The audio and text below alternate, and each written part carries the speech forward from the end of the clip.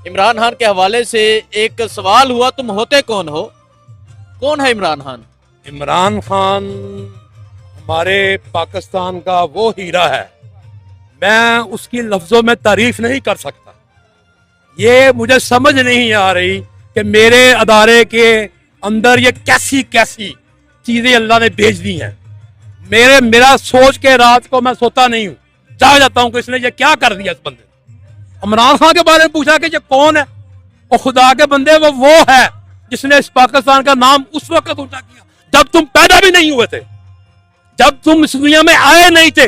ये बंदा उस वक्त से पाकिस्तान का नाम ऊंचा कर रहा है। कौन कौन सी बात उसकी करूं, कहां कहां से शुरू करूं? कैंसर हॉस्पिटल हो, वर्ल्ड कप हो, कहां कहां से बात करूं? उसने नौजवानों को शऊर दे दिया। 28 साल लगे उसको, 28 साल इस कौम को जगाने में। और खुदा के बंदो, अल्लाह का एहसान है हमारे ऊपर कि वो मुल्क को जोड़ रहा है, वो तोड़ नहीं रहा, वो पाड़ नहीं रहा। वहां भी एक लीडर है जो इस पाकिस्तान को इकट्ठा कर रहा है, और आप कह रहे हो कि वो कौन है? खुदा का नाम लो, खुदा का नाम लो। ये क्या सवाल तुमने कर दिया?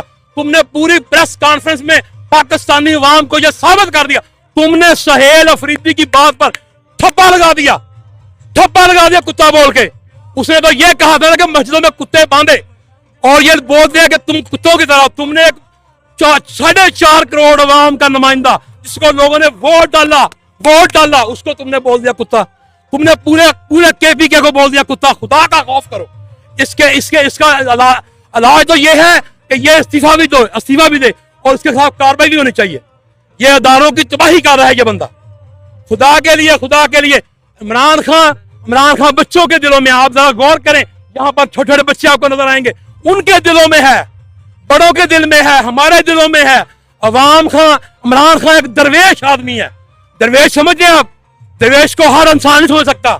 और दुनिया में आप हिस्ट्री फोड़ के देखें, जब से अल्लाह ताला ने आदम अलैहिस्सलाम को पैदा किया, नबी, पैगंबर, वली, गौस, कुतुब जो भी इस दुनिया में आए हैं, जो भी बुजुर्गान हुए हैं, जिन लोगों ने सच बोला है, उनको यही बोला गया है कि ये पागल है, ये दीवाना है।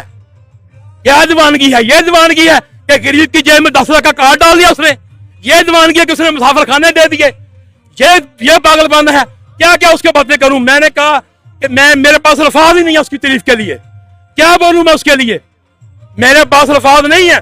लेकिन मैं कहता हूं, खुदा के लिए होश के नाखून लो, होश के नाखून लो। ये पूरा मुल्क जाग रहा है, ये सोया हुआ मुल्क नहीं है।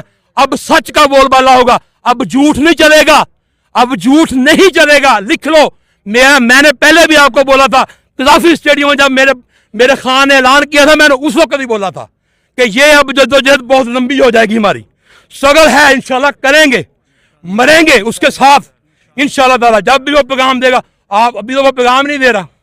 ये भी कहा कि उसकी सियासत खत्म हो चुकी है। मैं कहता हूँ, ये कितनी दफा देखना है, कितनी दफा देखनी ये बात, कितनी दफा उस बाहर पाकिस्तान का लीडर है जिसने जो 20 सीटों पर खड़ा हुआ, सारी उसने जीत ली।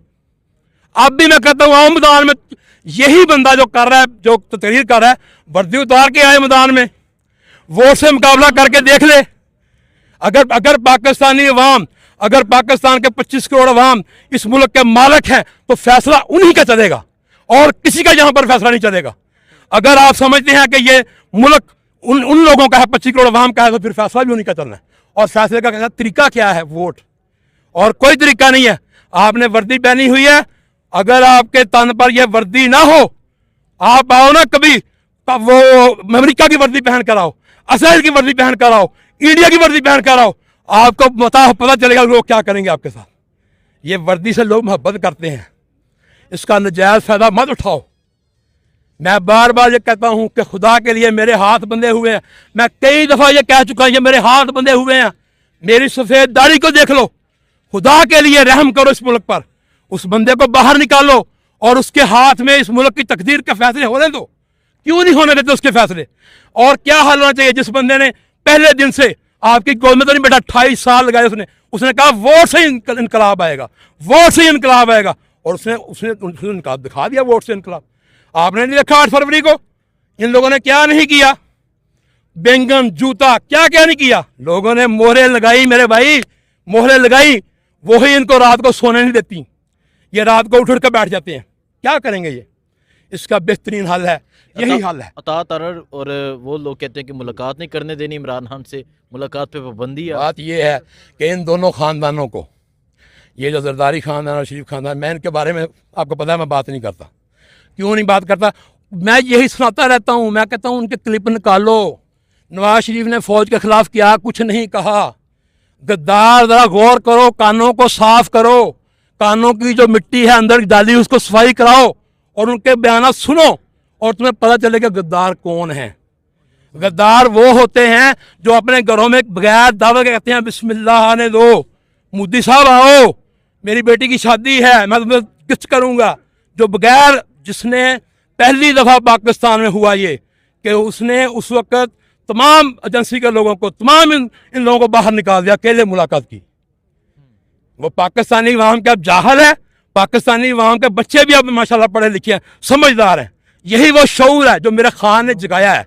तो ये बोलता है कि तुम कौन हो। अब मैं क्या बताऊं इसको कि तुम कौन हो? मैं अगर बताना शुरू करूंगा मैं बातें खत्म हो जाएंगी लोगों की। आप बैठ जाए कहीं, मुझे बिठा लें, एक एक बात पे बात करें, एक एक बात पे।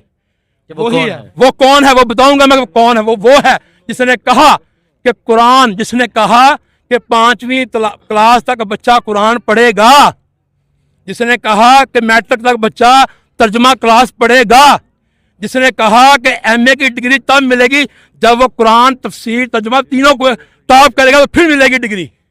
ये तकलीफ है इन लोगों को। वो रियासत मदीना की बात करता है, वो नबी सल्लल्लाहु अलैहि वसल्लम की बात करता है, हमारे दिलों में है वो। जो हमारे नबी की बात करेगा, पूरी पाकिस्तानी क्या पूरी दुनिया के उम्मत के लोग उसको, उसकी इज्जत करेंगे। ठीक है, बहुत